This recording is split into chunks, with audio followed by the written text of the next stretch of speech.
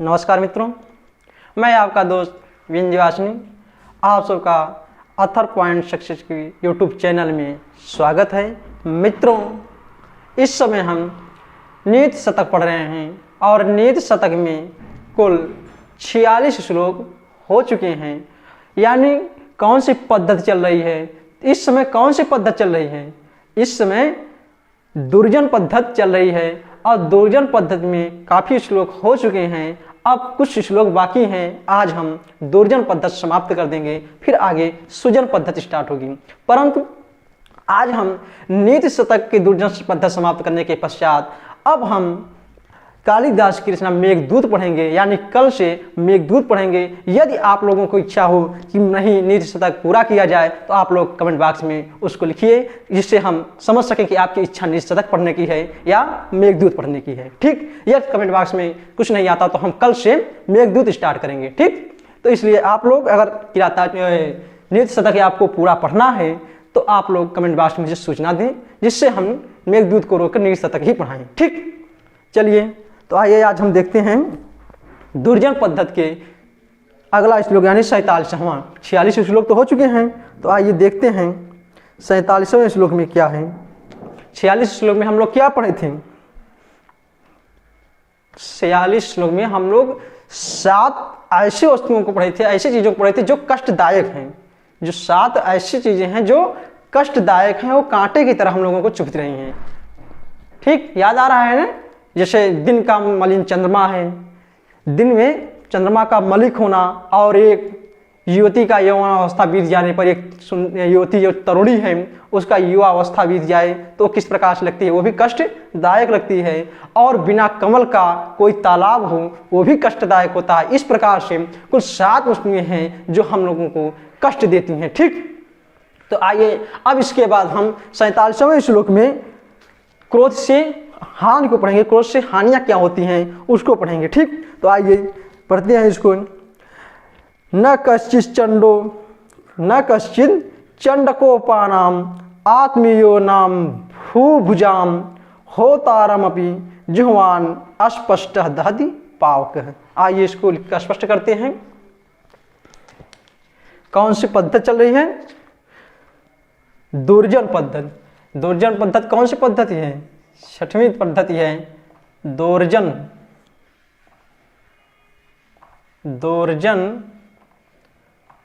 पद्धति।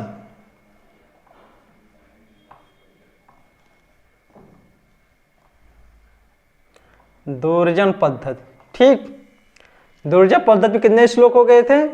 46 हो गए थे। आज हमें 47वां श्लोक पढ़ना है। कौन सा? 47वां। चलिए। न कश्चित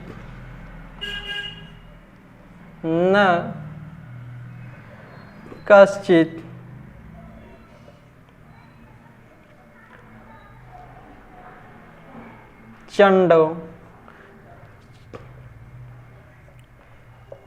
न कश्चित चंडको पानाम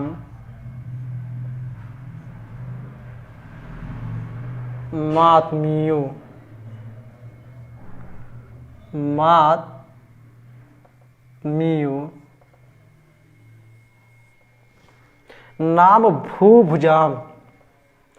नाम भूभुजाम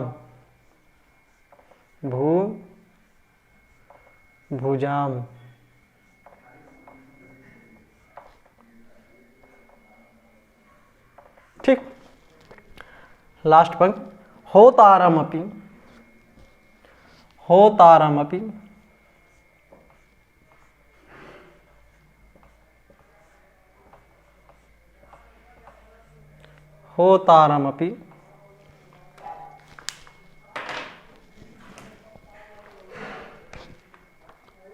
जुह्वान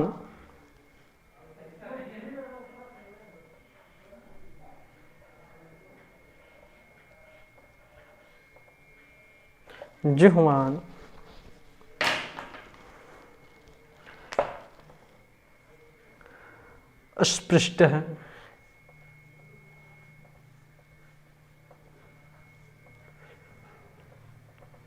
स्पृष्ट दहति पावक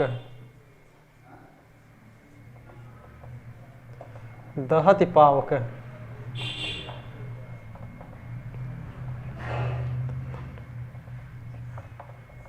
दहति पावक। आइए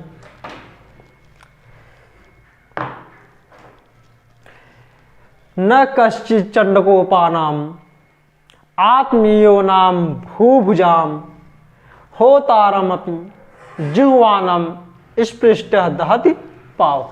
ठीक, इसमें क्या कहा गया?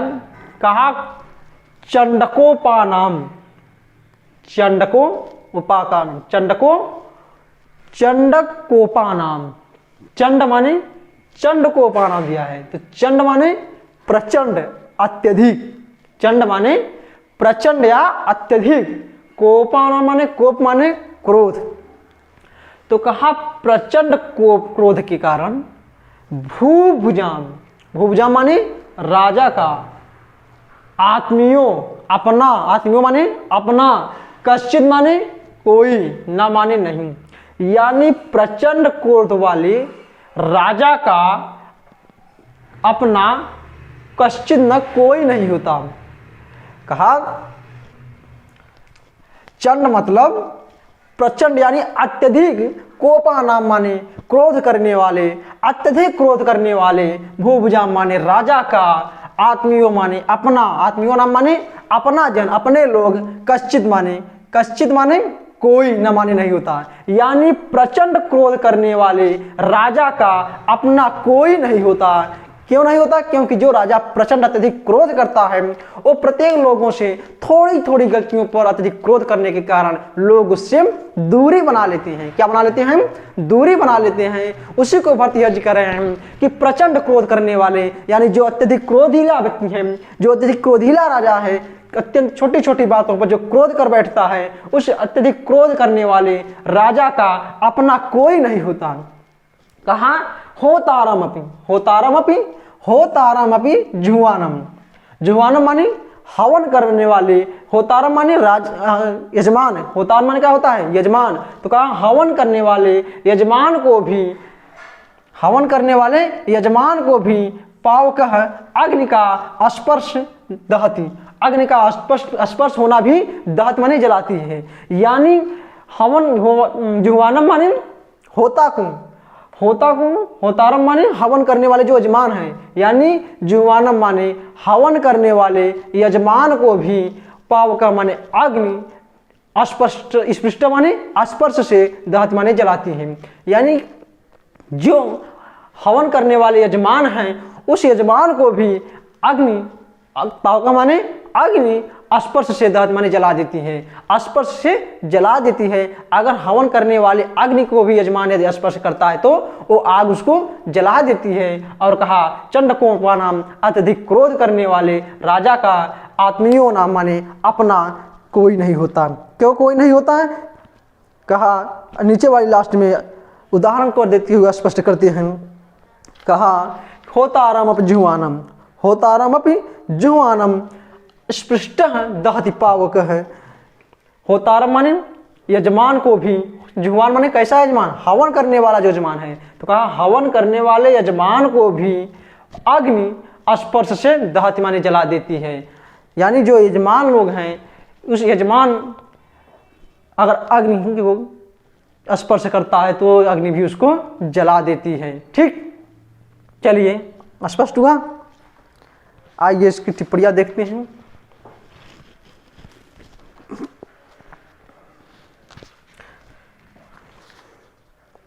जैसे यहां पर पावका शब्द है, पावका शब्द कैसे बना है? आइए इसका प्रकृत प्रत्यय देखते हैं हम।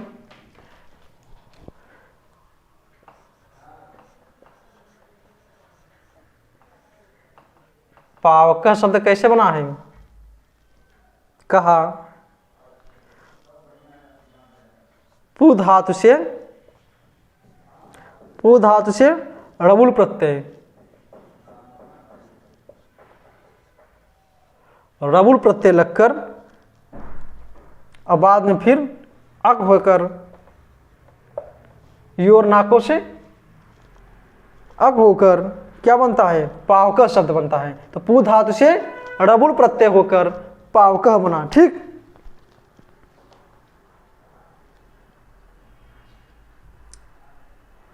और होता कैसे बना, यहां होता शब्द है ना, आइए उसको देखते हैं। होता बना कैसे है, कहा ह्री धातु से। कौन धातु, ह्री। ह्री धातु से कौन प्रत्यय लगा है, त्रिच प्रत्यय। ह्री धातु से त्रिच प्रत्यय लगकर होता बना है। ठीक, होता कैसे बना है, ह्री धातु से त्रिप्रत्यय लगकर, ह्री धातु से त्रिच प्रत्यय लगकर होता बना है। ठीक, चलिए आइए अगला श्लोक चलते हैं। अब यानी 47 श्लोक हो चुके हैं आज। अब 48वां श्लोक पढ़ेंगे। आइए देखते हैं उसमें क्या है। इसमें क्या बताया गया था, इसमें क्रोध को बताया गया कि एक राजा क्रोध के कारण उसके जो अपने लोग यानी जो सगे संबंधी जो खास मित्र लोग होते हैं वो भी दूरी बना लेते हैं। किसके कारण, क्रोध के कारण। यानी क्रोध करने से जो अपने सगे संबंधी लोग हैं वो भी दूर हो जाते हैं। ठीक, आइए अब 48वां श्लोक देखेंगे।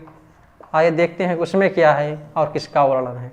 ठीक, इस 48वें श्लोक में सेवक की कठिनाई के विषय में बताया गया है। किसके विषय में, सेवक के कठिनाई के विषय में बताया गया है। तो आइए देखते हैं किस प्रकार से भर्तृहरि जी ने सेवक की कठिनाइयों का वर्णन किया है। एक सेवक के लिए कौन कौन सी कठिनाइयों का सामना करना पड़ता है उसका वर्णन इस श्लोक यानी 48वें श्लोक में करते हैं। ठीक, तो आइए देखते हैं।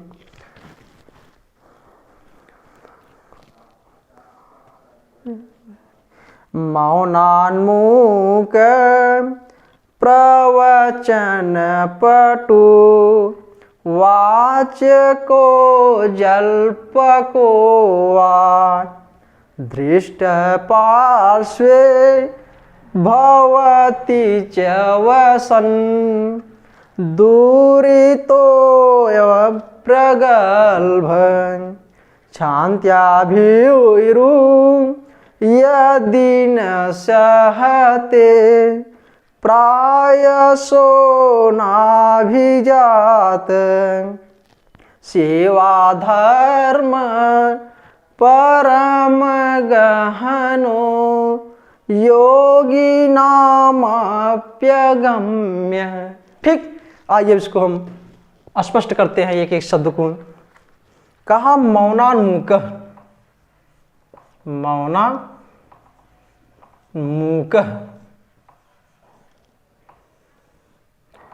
मौनान्मुख प्रवचन पटु,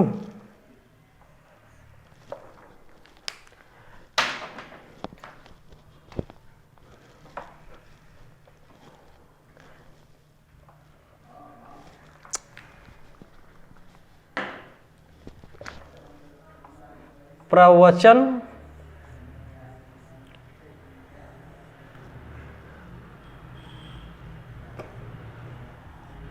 पटु वाचको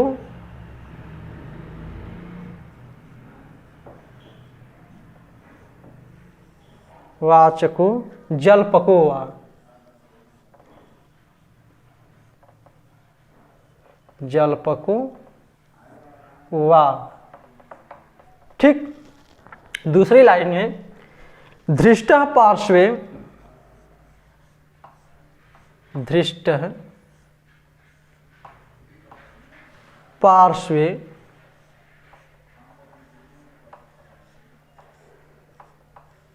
धृष्ट पार्श्वे भवति च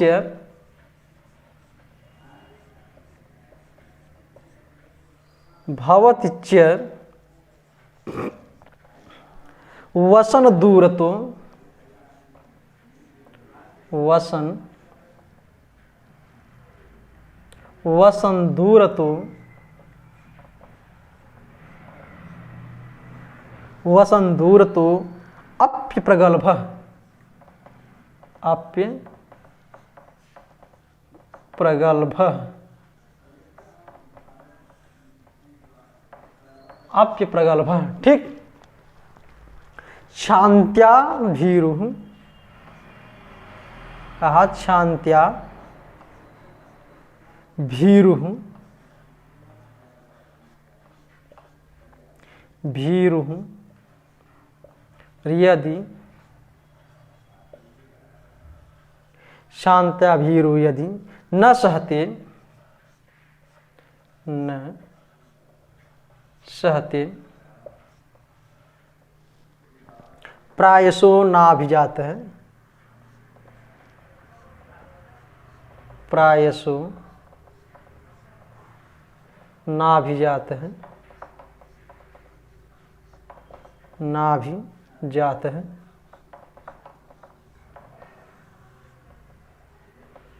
ठीक।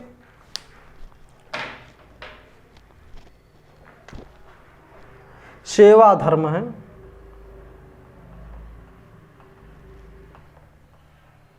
सेवा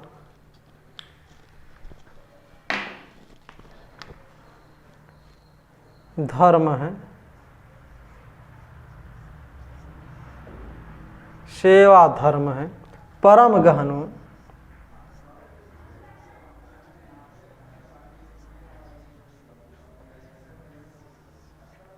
परम गहनो दिख रहा है। सेवा धर्मो, इसको स्पष्ट करो।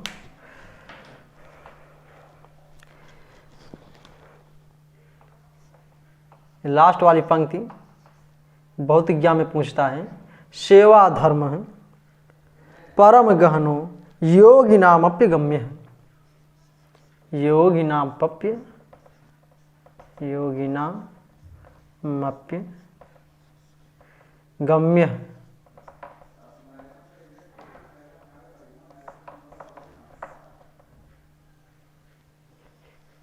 ठीक। आइए इसको स्पष्ट करते हैं, एक बार फिर से इसको वाचन कीजिए। इसमें मंदाक्रांता छंद है। कौन सा छंद है? मंदाक्रांता। तो एक बार मंदाक्रांता का लक्षण पढ़िए, फिर उसके बाद इसका वाचन करते हैं और फिर इसके बाद इसके अर्थ को स्पष्ट करेंगे। ठीक। चलिए इसका एक बार मंदाक्रांता का लक्षण पढ़ते हैं, क्योंकि इसमें कौन सा छंद है? मंदाक्रांता छंद है। ठीक। तो आइए इसका एक बार लक्षण पढ़ते हैं मंदाक्रांता का। मंदाक्रांता का लक्षण क्या है? मंदाक्रांता जलधि सड़ गए, माँ भौन तो तादे गुरुचित। मंदाक्रांता जलधि सड़ गई, माँ भौन तो तादे गुरुचित। इसको पढ़िए। मौनान्मुख प्रवचन पटु, वाचको जल्पको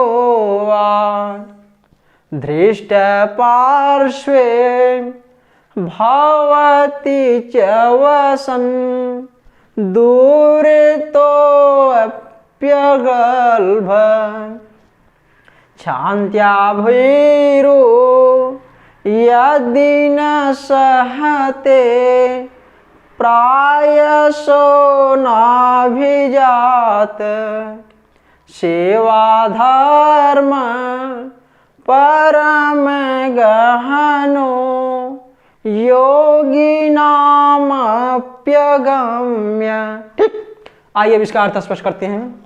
कहा मौनान्मुख, मौनान्मुख है यानी जो नौकर लोग होते हैं वो स्वामी के प्रति किस प्रकार से पेश आते हैं और एक स्वामी अपने नौकर को किस प्रकार से देखता है। कहा मौनान्मुख है, जो नौकर लोग या जो स्वामी लोग हैं वो नौकर को कहते हैं कि अगर नौकर न कुछ बोले, जो नौकर है यदि वो कुछ न बोले तो कहते हैं मूक, ये गूंगा है, ये गूंगा है यानी ये कुछ नहीं जानता, ये गूंगा है, बोलता ही नहीं, दिन भर शांत होकर बैठा रहता है। कहा न बोले तो कहता है मूक है, गूंगा है। और कहा प्रवचन पटु, प्रवचन पटु यदि बोलते हैं, बोलने में यदि निपुण हो जाता है, यदि बोलता रहता है तो कहा वाचको वा जल्पको, वाचको वा जल्पको यानी जो अत्यधिक बड़बड़िया है, दिन भर बोलता रहता है, इस प्रकार से कहते हैं। कहा यदि मौनान्मुख है, यदि न बोले तो कहते हैं कि ये मूक है, ये गूंगा है, ये कुछ नहीं बोलता, और जब बोले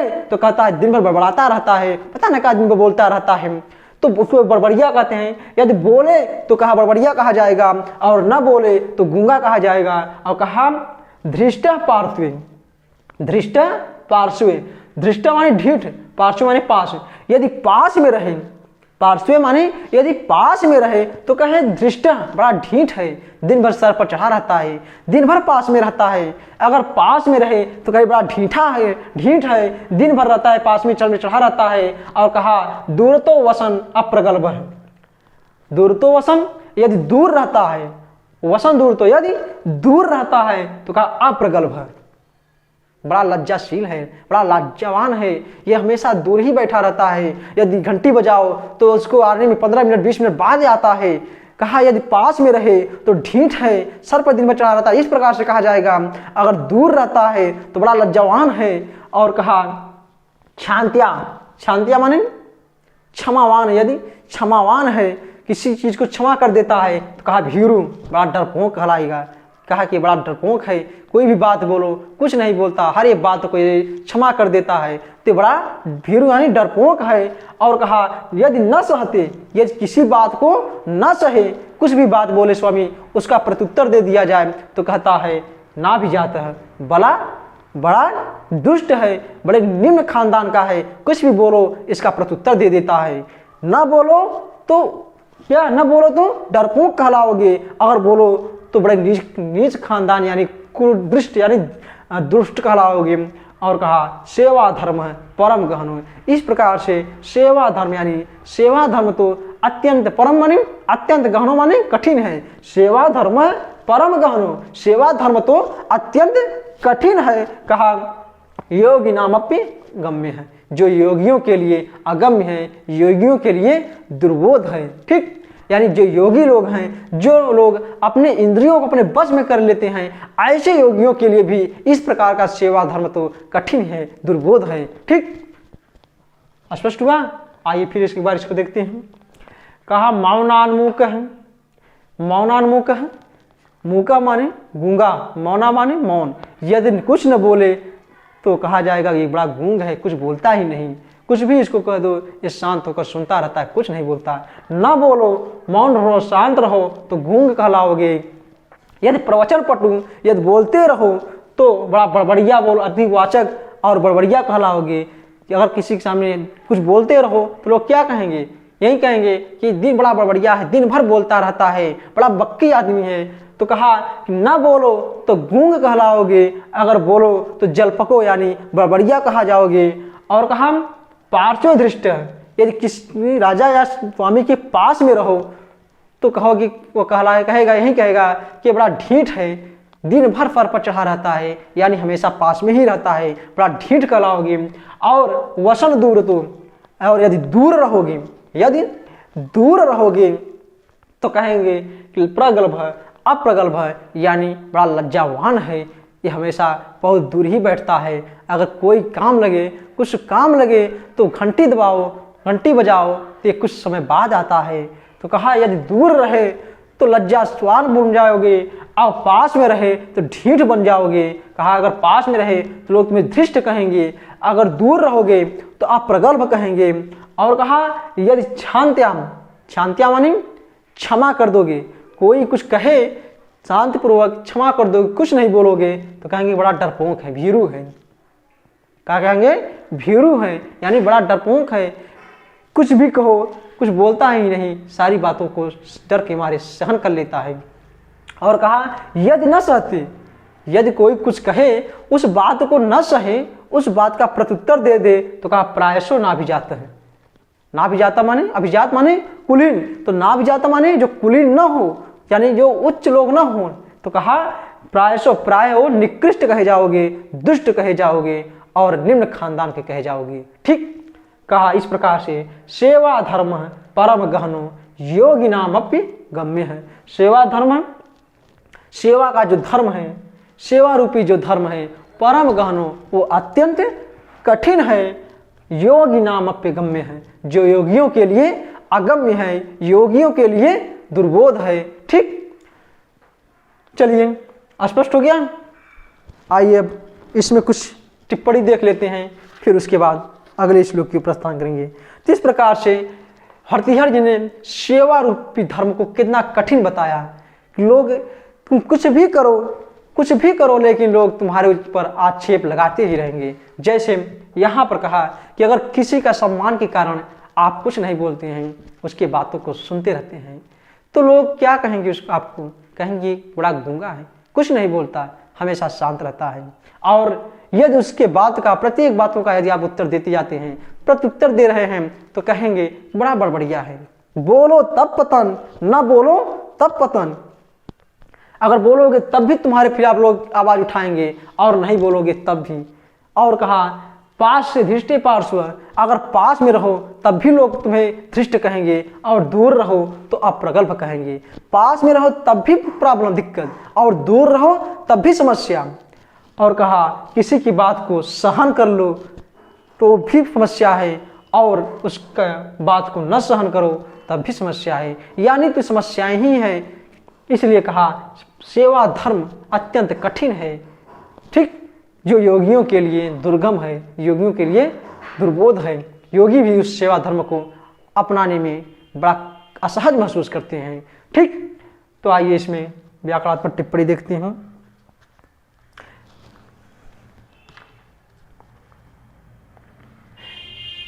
यहाँ क्या है? मौन शब्द है ना। मौन शब्द कैसे बना है, आइए इसको देखते हैं।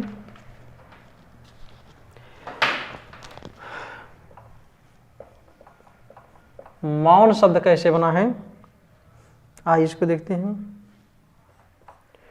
मुनि शब्द से कौन सा प्रत्यय लगा है? मुनि शब्द से अण प्रत्यय लगकर क्या बना है? मौन बना है। ठीक, मुनि शब्द से अण प्रत्यय लगकर मौन बना है। ठीक, और इस मौनात यहां से लोगे क्या हो जाएगा? मौनात। ठीक, तो मैनात में कौन सी विभक्ति है? पंचमी विभक्ति है। और किस सूत्र से? हेतु पंचमी से मौनात बना है, यानी मौन शब्द से अण प्रत्यय लगकर, मुनि शब्द से अण प्रत्यय लगकर मौन शब्द बना है। और फिर मौन में हेतु पंचमी से इसमें पंचमी विभक्ति होकर मौनात बना है। ठीक, स्पष्ट हुआ। फिर उसके बाद वाचक है। क्या है? वाचक। यहाँ वाचक है ना, ये कैसे बना है इसको भी देख लीजिए।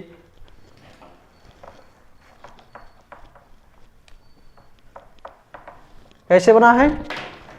क्या है? वाचक है ना, वाचक। ठीक, आइए कैसे बना है ये वच धातु से। कौन धातु है? वच, बोलने के अर्थ में। वच धातु से कौन प्रत्यय है? णवुल प्रत्यय। एक णवुल प्रत्यय आता है। ठीक, णवुल प्रत्यय, यानी वच धातु से णवुल प्रत्यय लगकर क्या बना है? वाचक बना है। ठीक, स्पष्ट हुआ। इसी प्रकार जल्पक, जैसे यहाँ क्या है? जल्पक। जैसे वाचका बना है वैसे जल्पका बना है, बस अंतर इतना है वाचका में वच धातु हो गई और जल्पका में जल्प धातु हुई। कौन सी धातु? जल्प धातु हुई। और णवुल प्रत्यय इसमें भी लगा है और णवुल प्रत्यय इसमें भी लगा है। ठीक, तो जल्पका और वाचका इन दोनों में णवुल प्रत्यय है, प्लस अंतर इतना है कि वाचका में वच धातु है और जल्पका में जल्प धातु है। ठीक मित्रों, चलिए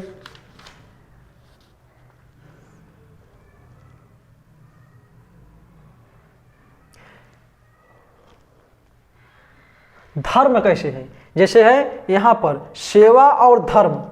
ठीक, तो आइए देखते हैं ये कैसे बना है, सेवा और धर्म।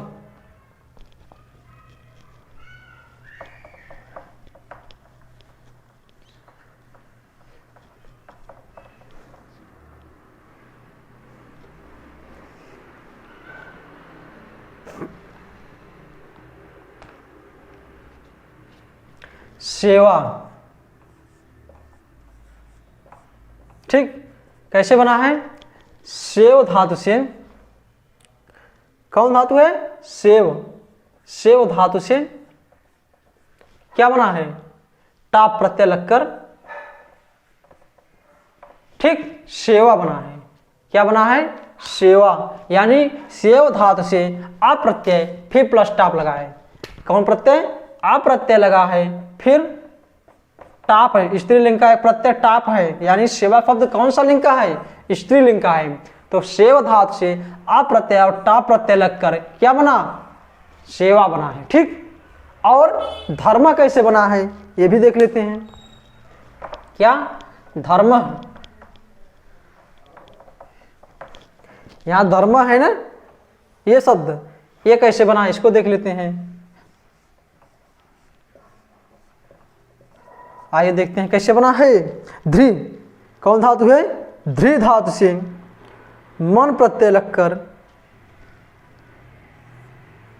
ध्री धातु से मन प्रत्यय लगकर क्या बना है, धर्म बना है। ठीक, ध्री धातु से मन प्रत्यय लगकर धर्म बना है। ठीक, आप समझ गए हो कैसे बना है। न से हलंतम से समझा, तस् लोप से न का लोप हो जाता है। ठीक, और इधर ध्री है और इधर म है, जब इसको जोड़ोगे तो री का आर आदेश हो जाता है, तो आ इसमें छिप जाएगा, ध हो जाएगा, और जो आर है क्या आदेश होता है, आर आदेश होता है, तो ए आकर धी में छिप जाएगा और ये र ऊपर रेप हो जाएगा, तो क्या बनेगा, धर्म। और धर्म में शुभ प्रत्यय लगाओगे तो धर्म बन जाएगा। जैसा कि ये प्रक्रिया संदीप सर जब आपको संधि पढ़ा रहे होंगे तो उसी समय उरल रेपह बताए होंगे। ठीक, उरल रपह, उसी समय संधि प्रक्रिया में एक सूत्र आता है उरल रपह, उसी के तहत ये ध्रिका रिका जो धी में रिकार है वो रिकार का आर हो जाता है। कैसे होता है ये आप पढ़ चुके हैं। ठीक, जो नहीं पढ़े हैं मेरे मित्र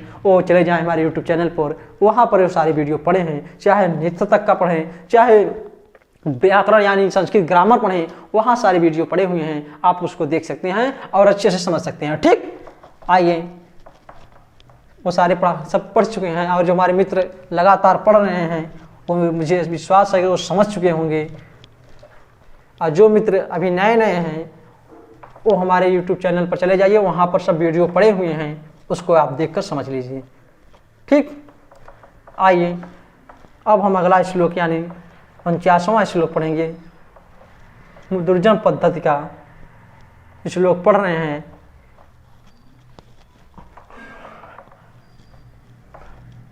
चलिए अगला श्लोक कौन सा है, 49।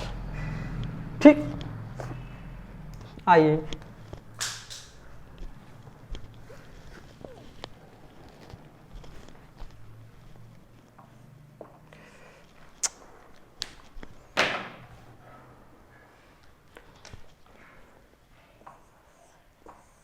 ठीक, आइए इसको देखते हैं इसमें क्या है।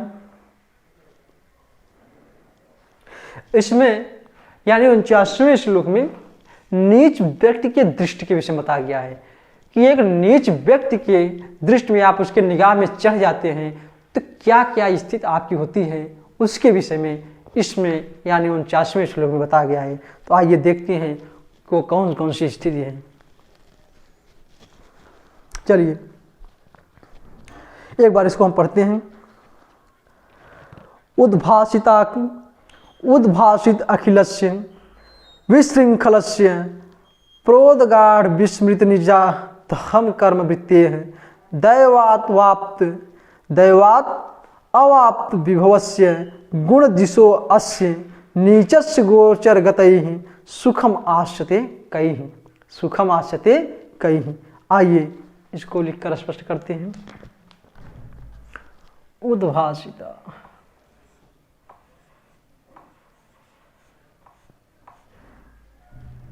उद्भासिता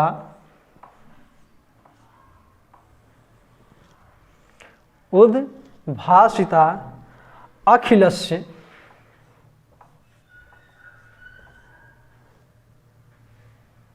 अखिलस्य।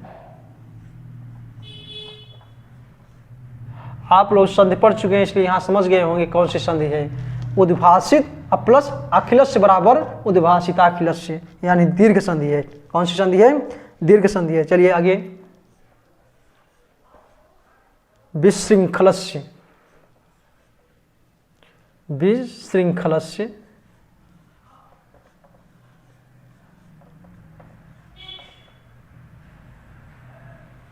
विशृंखलस्य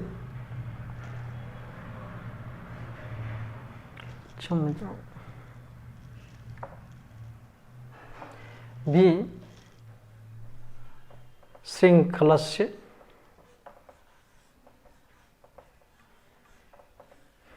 ठीक। आइए अगली पंक्ति। प्रोदगाढ़ प्रोद गाढ़ प्रोदगाढ़ विस्मृत विस्मृत निजा विस्मृत निजा धर्म निजा अधर्म अधर्म अधम कर्म ठीक। कर्म वृत्तेह वृत्तेह ठीक। आइए तीसरी पंक्ति देखिए। दैवाद क्या दैवाद अवाप्त दैवाद अवाप्त विभवस्य विभवस्य विभवस्य गुण द्विषो अस्य गुण गुण द्विषो अस्य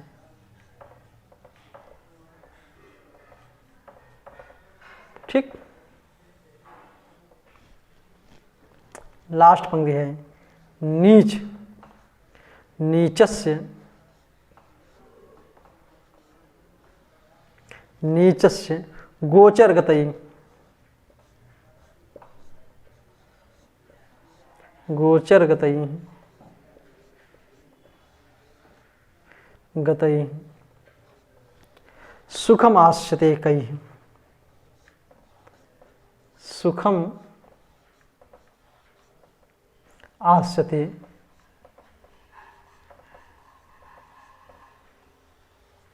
कई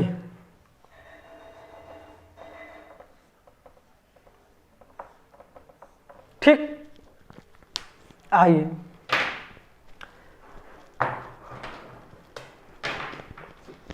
कहा उद्भासिताखिलस्य विशृंखलस्य प्रोदगाढ़ विस्मृत निज अधम कर्म वृत्तेः दैवाद अवाप्त विभवस्य गुण दिशो अस्य नीचस्य गोचरगतई सुखम आश्यते कई। कहा नीचस्य गोचरगतई नीचस्य माने दुष्ट लोग नीचस्य माने दुष्ट लोग यानी जो दुष्ट लोग हैं उनके गोचर गतई उनके दृष्टियों में गतई माने प्रविष्ट हो जाने पर यानी दुष्ट लोगों के दृष्टियों में चढ़ जाने पर दुष्ट लोगों के निगाह में चढ़ जाने पर सुखम आश्यते कई सुखम आश्यते कई। कौन ऐसे लोग हैं जो सुखम आश्यते सुख को प्राप्त कर सकते हैं यानी दुष्ट लोगों की निगाह में चढ़ जाने पर सुख की प्राप्ति नहीं होती। ऐसा भर्तृहरि जी कर रहे हैं। कहा नीचस्य गोचर गतई नीचस्य गोचर गतई मतलब जो दुष्ट लोगों के दृष्टि में गतई माने घुस जाते हैं प्रवेश कर जाते हैं यानी जो दुष्ट लोगों के दृष्टि में प्रवेश कर जाते हैं ऐसे लोग सुखम आश्यते कई ऐसे लोग सुखम आश्यते कई कैसे सुख की प्राप्ति कर सकते हैं अर्थात वो सुख की प्राप्ति नहीं कर सकते। अब ऊपर की पंक्ति में बताते हैं कहा उद्भासित अखिलस यानी अब वो बताते हैं कि दुष्ट लोग कैसे होते हैं। अब वो दुष्ट लोगों के विशेषण बताते हैं। लास्ट पंक्ति में विशेष बताने के पश्चात अब वो विशेषण बताते हैं। कहते हैं उद्भासित अखिलस्य यानी जो दुष्ट लोग होते हैं कैसे होते हैं अखिलस्य अखिल माने उद्भासित अखिलस्य विशृंखलस्य यहां पर क्षम्यता में कुछ पंक्ति छूट चुकी है। अखिल खलस्य होगा ठीक अखिल खलस्य,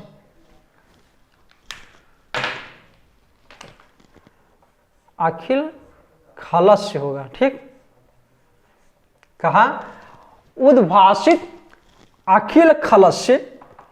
अखिल माने होता है संपूर्ण, खल माने होता है दुष्ट, उद्भाषित माने होता है प्रोत्साहित करना। यानी जो संपूर्ण दुष्टों को प्रोत्साहित करने वाला हो, ऐसा दुष्ट, यानी संपूर्ण खलों को प्रोत्साहित करने वाला हो, उद्भाषित करने वाला हो, उत्साहित करने वाला हो। और कैसा हो, कहा विशृंखलस्य, विशृंखलस्य यानी श्रृंखला से रहित हो।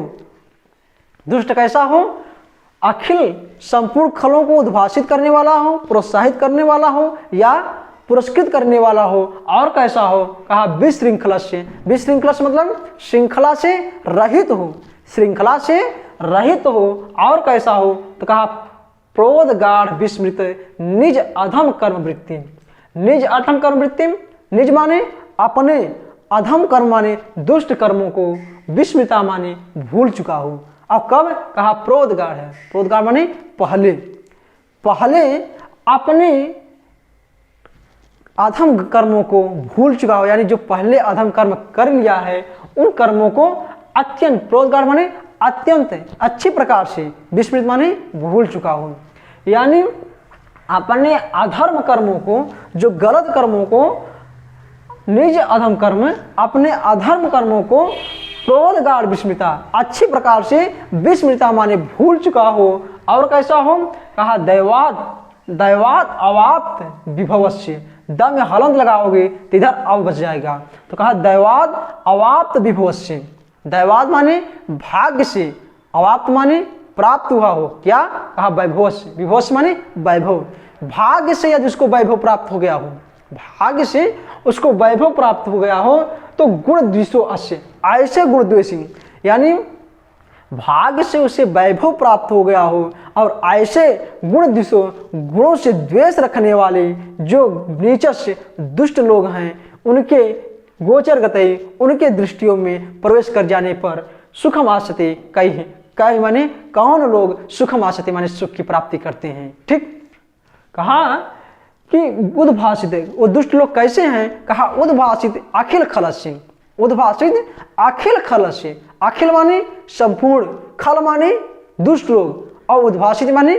प्रोत्साहित करने वाला। यानी ये दुष्ट लोग कैसे हैं, जो अन्य संपूर्ण दुष्ट लोग हैं उन दुष्टों को उद्भाषित करने वाले हैं, प्रोत्साहित करने वाले हैं, पुरस्कृत करने वाले हैं। और कैसे हैं, कहा विशृंखलस्य, विशृंखलस्य यानी श्रृंखला से रहित हैं। और कैसे हैं, कहा प्रोदगाढ़ विस्मृत निज अधम कर्म वृत्ति, निज अधम कर्म वृत्ति, निज माने अपने, अधम कर्म वृत्ति माने अधर्म कर्मों को, दुष्ट कर्मों को, नीच कर्मों को, प्रोदगाढ़ माने अच्छी प्रकार से, विस्मृत माने भूल चुके हैं, प्रोदगाढ़ माने अच्छी प्रकार से, विस्मृत माने भूल चुके हैं। और कैसे हैं, कहा दैवात, दैवात माने भाग्य से, अवाप्त माने प्राप्त हो गए हैं, यानी जो भाग्य से जो कुछ भी उसे प्राप्त हो गया है, ऐसे वैभव, यानी जो वैभव से भाग्य से प्राप्त हो गए हैं, ऐसे गुणों से द्वेष, अस्य माने ये, कहा गुण दिशो, गुणों से दोष रखने वाले, अस्य ऐसे नीच माने नीच लोग, दुष्ट लोग, गोचर गतई, गोचर गतई माने ऐसे दुष्ट लोगों के दृष्टियों में, गोचर माने दृष्टियों में, गतई माने प्रवेश कर जाने पर, कई माने कौन लोग सुखम आचते, सुख की प्राप्ति करते हैं। अर्थात इस प्रकार के दृष्टियों में प्रवेश कर जाने वाले लोग सुख की प्राप्ति नहीं करते हैं। ठीक, तो इसका मूल उद्देश्य यही था बताने का कि जो दुष्ट लोग होते हैं, यदि दुष्ट लोगों की दृष्टि में कोई सज्जन लोग भी अगर प्रवेश कर गया तो फिर उसकी भी विनाश निश्चित है, संभव है। ठीक, भरतीहर जी यही बताने का प्रयास इसमें किए हैं कि कितना से कितना सज्जन अच्छा व्यक्ति हो, लेकिन यदि दुष्ट लोगों की निगाह में उस सज्जन व्यक्ति भी चढ़ गया, फिर उसकी सज्जनता विनाश होने में, उसके सज्जनता का नाश होने में बहुत समय नहीं लगेगा। ठीक, चलिए आइए इसमें भी कुछ व्याकरणात्मक टिप्पणी है, उसको देख लेते हैं। ये गोचर शब्द है, कौन, गोचर शब्द है। आइए इसको देख लेते हैं, क्योंकि गोचर शब्द पिछले श्लोक में आया भी है, एक बार इसको बताया भी है, आप लोग जानते ही होंगे कौन सा प्रत्यय है इसमें और कौन सी धातु है। तो एक बार देख लीजिए फिर से, गो पद है और प्लस चर धातु है विचरण अर्थ में, चर धातु है, ठीक। और कौन प्रत्यय है, घ प्रत्यय है, ठीक। गो उपपद पूर्वक चर धातु से घ प्रत्यय लगकर क्या बना, गोचर शब्द बना, ठीक। ठीक मित्रों, स्पष्ट हुआ। चलिए अगला शब्द है वृत्ति। वृत्ति शब्द आया है, ये कैसे बना है, और वृत्ति शब्द तो कई बार हम इसके व्याकरणात्मक टिप्पणी बता चुके हैं आप लोगों को। आइए फिर से देख लेते हैं। वृत्ति शब्द है, क्या है, वृत्ति है ना जी, वृत्ति है।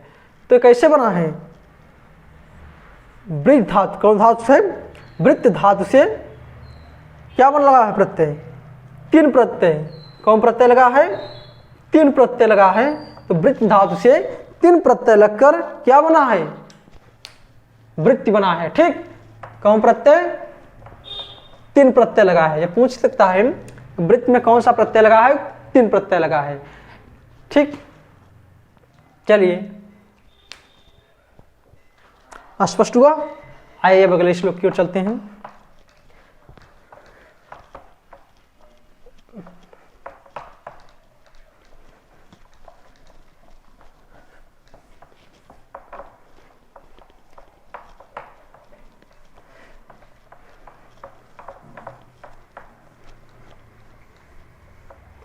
आइए कौन सा श्लोक है, 50।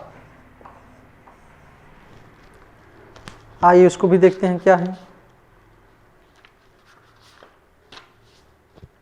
चलिए क्या है, आरंभ गुर्वी, आरंभ गुर्वी, आरंभ गुर्वी, क्षैणी क्रमेण, क्षैणी क्रमेण,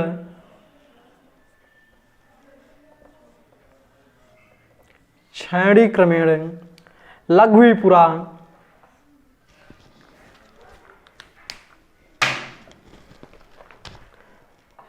लघ्वी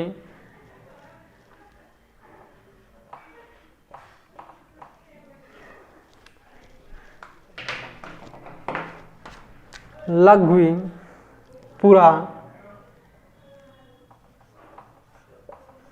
लघ्वी पुरा, वृद्धिम उपैति,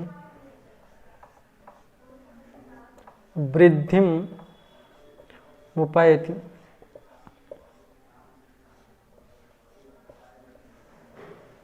वृद्धिम उपैति, पश्चात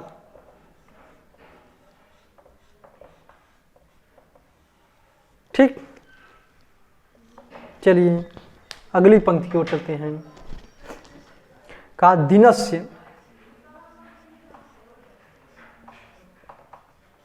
दिनस्य पूर्वार्ध परार्ध भिन्ना,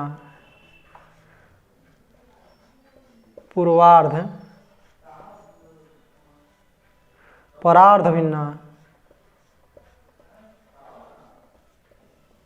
परार्ध भिन्ना, ठीक।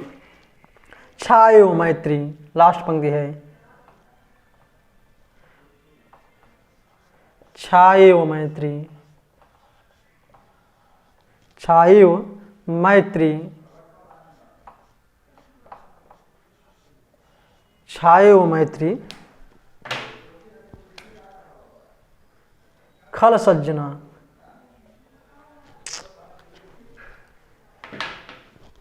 छायो मैत्री,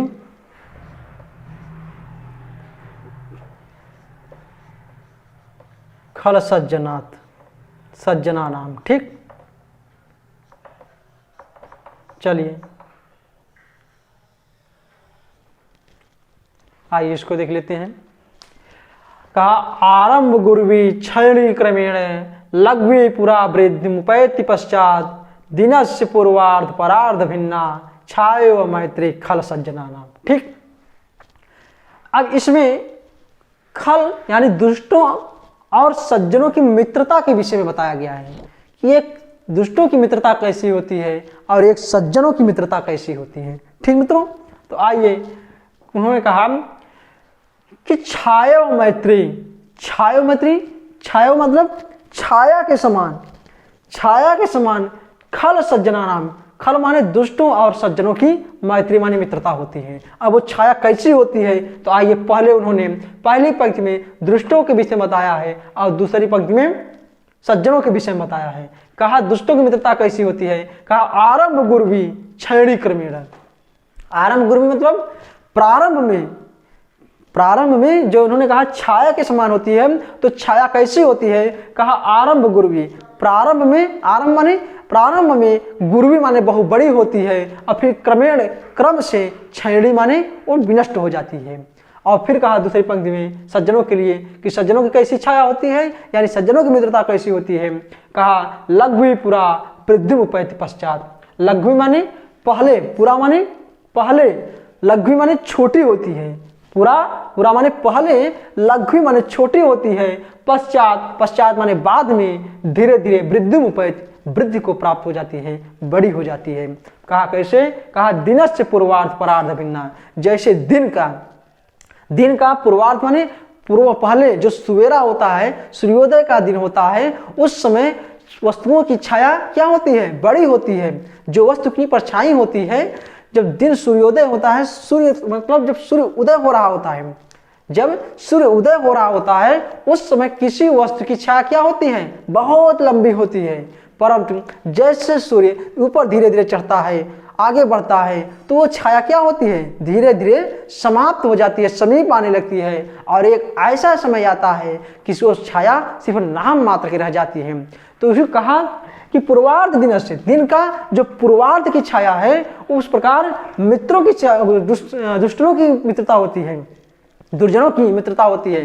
किसके समान, कहा सूर्योदय के छाया के समान दुष्टों की मित्रता होती है, दुर्जनों की मित्रता होती है। और कहा सज्जनों की मित्रता कैसी होती है, कहा परार्ध है, यानी परार्ध मतलब पश्चात, जब सूर्यास्त होने लगता है सूर्य, तो उस समय छाया क्या होती है, बहुत लंबी हो जाती है। यानी पहले जो छाया धीक छोटी रहती है, लघु माने छोटी, जो पहले छाया किसी वस्तु छोटी रहती है, और जैसे जैसे सूर्यास्त होने लगता है वैसे वैसे वो छाया लंबी होने लगती है। तो कहा जो सज्जनों की छाया है, सज्जनों की मित्रता है, वो पूर्व में छोटी होती है, और फिर जैसे जैसे समय बीतता जाता है वैसे वैसे उनकी मित्रता विशाल रूप धारण कर लेती है। जैसे सूर्यास्त का किसी वस्तु की छाया शुरू में क्या होता है, छोटी होती है, लेकिन जैसे जैसे सूर्यास्त होने लगता है वैसे वैसे वो छाया अपने विशाल रूप को धारण करने लगती है। ठीक उसी को कहा फिर लिस्ट में कहा छायो मैत्री खल सज्जना नाम। इस प्रकार से छाया के समान खल माने दुष्टों की और सज्जनों की मित्रता होती है। ठीक स्पष्ट हुआ। आइए इसको हम समझाते हैं आप लोगों को अच्छे से। देखिए, जब सूर्योदय होता है तो सूर्योदय के समय किसी वस्तु की छाया क्या होती है, लंबी होती है, बड़ी हो जाती है, और जैसे जैसे सूर्योदय ऊपर आता है वैसे वैसे उस वस्तु की छाया सिकुड़ने लगती है। और जब मध्य समय का जो सूर्य होता है उस समय वस्तु की छाया सिर्फ नाम मात्र के रह जाती है। तो जैसे जैसे फिर सूर्यास्त होने लगता है वैसे वैसे फिर वस्तु की छाया धीरे धीरे बढ़ने लगती है, और एक समय ऐसा आता है कि सूर्यास्त के समय भी सूर्य किसी वस्तु की छाया बहुत बड़ी हो जाती है। उसी प्रकार दुष्टों की मित्रता होती है। जो दुष्ट लोग होते हैं उनकी मित्रता तो प्रारंभ में बहुत बड़ी होती है, जैसे सूर्योदय के समय किसी वस्तु की छाया बड़ी होती है, उसी प्रकार दुष्टों की मित्रता शुरू में तो बहुत बड़ी होती है, परंतु धीरे धीरे जब उसकी दुष्टता के विषय में पता चलने लगता है फिर उसकी मित्रता धीरे धीरे कम होने लगती है। और एक समय ऐसा आ जाता है जैसे मध्य समय का सूर्य के समय, मध्य समय का जो सूर्य होता है उस समय भी किसी वस्तु की छाया मात्र किसी नाम मात्र की रह जाती है। उसी प्रकार एक समय ऐसा आ जाता है कि दुष्टों की मित्रता सिर्फ नाम मात्र की रह जाती है। ठीक, तो सूर्योदय के समय किसकी छाया किसके समान होती है, सूर्योदय के समय वस्तु की छाया दुष्टों की मित्रों के समान होती है, दुष्ट की मित्रता के समान होती है। और फिर सज्जनों की मित्रता बताया अपराह्न यानी दूसरे पहर की, जब सूर्य दूसरे पहर में चला जाता है यानी सूर्यास्त होने लगता है तो उस समय सूर्य वस्तु की छाया क्या होती है, छोटे से बड़े की ओर बढ़ती है। छोटी रहती है, फिर धीरे धीरे धीरे धीरे आगे बढ़ने लगती है और एक समय ऐसा आ जाता है कि किसी वस्तु की छाया बहुत बड़ी हो जाती है। तो जो दुष्टों और सज्जनों की मित्रता है वो सूर्यास्त के समय छाया के समान होती है। ठीक, तो चलिए आप इसको समझिए। कहा आरंभ गुरवी, यानी जो पहले गुरवी माने बड़ी हो जाती है। ये किसके बारे में बताया गया है? ये दुष्टों के विषय में बताया गया है। ठीक, ये दुष्टों की मित्रता के विषय में बताया गया है। ठीक, आइए सज्जनों के विषय में।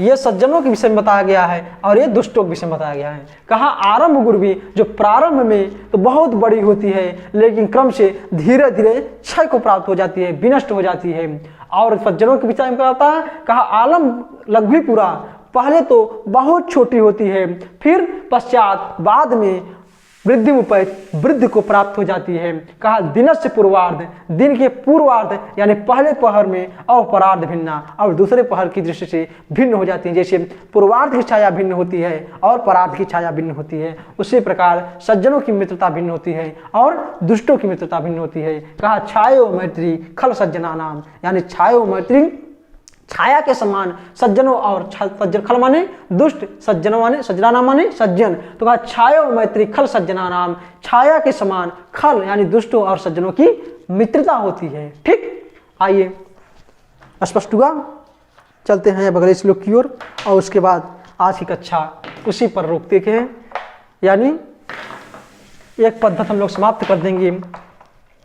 आज हम दुर्जन पद्धत समाप्त कर देंगे और उसके बाद फिर कल हम दूसरी किताब यानी मेघदूत, कालिदास की एक प्रसिद्ध रचना है मेघदूत, उसके विषय में कल पढ़ेंगे।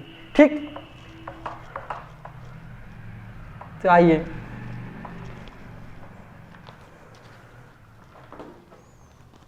कौन सा श्लोक है? 51वां, यानी दुर्जन पद्धत का लास्ट श्लोक चल रहा है। आज से ये पद्धत यहीं पर रोक देंगे, ये पद्धत समाप्त हो जाएगी, अगली पद्धत भी स्टार्ट होगी। तो आइए उसको भी देख लेते हैं। मृग मीन सज्जना नाम, मृग मीन मृग मीन सज्जना नाम,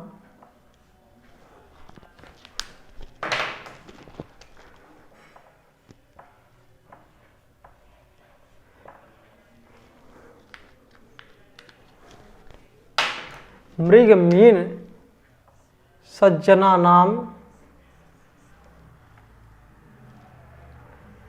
मृग मीन सज्जना नाम,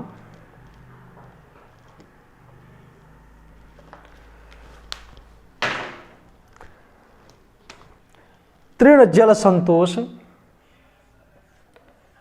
तृण जल संतोष, तृण जल संतोष, विहित वृत्ति नाम, विहित वृत्ति नाम, वृत्ति नाम, विहित वृत्ति नाम। ठीक, लास्ट पंक्ति है लुब्धक धीवर पिशुना, लुब्धक लुब्धक लुब्धक धीवर, लुब्धक धीवर पिशुना,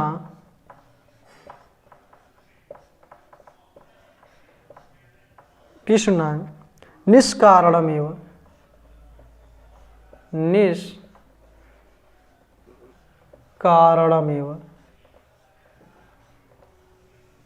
निष्कारणमेव वैरिणो जगति, वैरिणो, वैरिणो जगत, जगत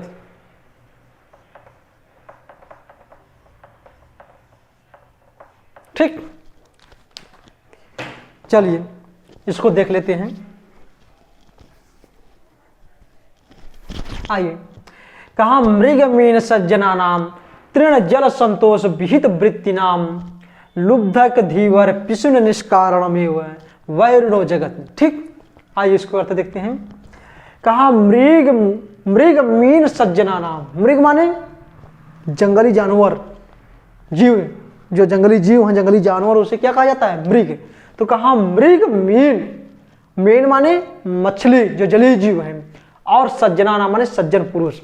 कहा मृग मीन सज्जना नाम, यानी जंगली जानवर मृग, मृग मछली और सज्जनों को तृणम, तृण माने घास, जल और संतोष, यानी मृग का जो भोजन है तृण है, सज्जनों का जो भोजन है वो मीन का जो भोजन है वो जल है, और सज्जनों का संतोष है। इसी में विहीन वृत्ति, इसी में अपने जीवन का निर्वाह करते हैं।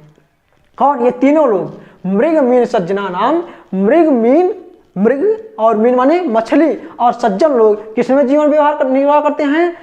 किसमें जीवन निर्वाह करते हैं? कहा तृण, तृण माने घास और जल। तृण में कौन जीवन निर्वाह करता है?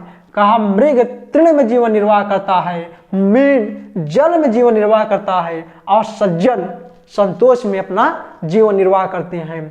फिर भी लुब्धक धीवर पिसुना, लुब्धक माने शिकारी, धीवर माने मछुआरा, और पिसुन माने चुगलखोर। निष्कारण में वो वैरणो जगति, निष्कारण माने बिना कारण के ही, जगत माने संसार का, वैरणो माने बैरी हो जाते हैं। यानी जो लुब्धक हैं, यानी जो शिकारी लोग हैं, वो किसको? मृग को मारते हैं, और जो मछुआरा है वो मछली को मारता है, और जो पिसुन है वो सज्जनों को के प्रति चुगलखोरी का कार्य करते हैं। इस प्रकार से ये तीनों बिना कारण के ही इन तीनों का क्या हो जाते हैं? वैरी हो जाते हैं। कहा निष्कारणो वैरणो जगत, इन बिना कारण ही संसार में वैरी हो जाते हैं। किसके? इन तीनों की। ठीक, तो यानी जो मीन है, यानी जो मृग है, मृग का वैरी कौन होता है? लुब्धक शिकारी, और मछली का वैरी धीवर होता है, और सज्जन का वैरी पिसुन होता है। और ये लोग अपना जीवन किस प्रकार से निर्वाह करते हैं? तो कहा मृग का तृण खाकर अपना जीवन निर्वाह करता है, और मीन यानी जो मछली है वो जल के द्वारा अपना जीवन निर्वाह करता है। और कहा सज्जना नाम संतोष, और जो सज्जन लोग हैं वो संतोष के द्वारा अपना जीवन निर्वाह करते हैं। और इन तीनों के बिना कारण ही इस संसार में वैरी हो जाते हैं। कौन? कहा मृग का वैरी लुब्धक यानी शिकारी होता है, और मीन का वैरी धीवर यानी मछुआरा होता है, और सज्जनों का वैरी पिसुन होता है। ठीक मित्रों, तो चलिए आज की कक्षा हम यहीं पर समाप्त करते हैं। फिर हम अगले दिन यानी कल आपके साथ एक नई रचना यानी कालिदास की जो प्रसिद्ध रचना मेघदूत है उसके साथ हम आपसे मुलाकात करेंगे। और आज अब इसको हम यहीं पर रोक दे रहे हैं। यदि आपकी इच्छा है कि नहीं निज शतक पूरा किया जाए तो आप लोग कमेंट बॉक्स में मुझे इसकी सूचना जरूर दें। ठीक, तो चलिए आप आज की कक्षा हम यहीं पर समाप्त करते हैं। आप सबसे नमस्कार, शुभ रात्रि, धन्यवाद।